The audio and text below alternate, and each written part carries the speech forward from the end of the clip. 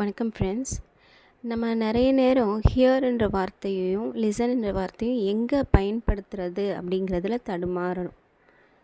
அப்போ ஹியர் அப்படிங்கிறது நம்ம காது வந்தடைகிற ஒரு சின்ன சத்தம். அந்த சத்தம் பேசுகிற சத்தமாக இருக்கலாம், பாடலாக இருக்கலாம், மியூசிக்காக இருக்கலாம். அது just I heard yesterday I heard a beautiful song.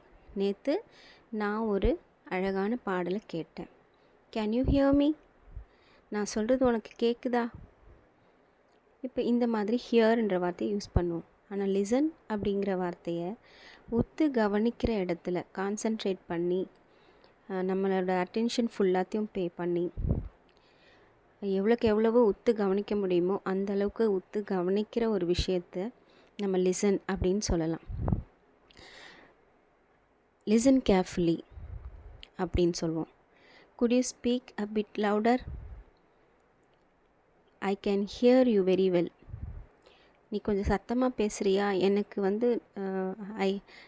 நீ பேசுகிறது எனக்கு கேட்கல அப்படின்னு சொல்லுவோம்.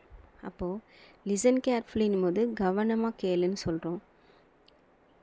நீ பேசுகிறது எனக்கு கேட்கலன்னும் போது ஐ Gantt here you very well சொல்கிறோம். ஸோ லிசனுக்கும் ஹியருக்கும் வித்தியாசம் இப்போ தெரியுதா?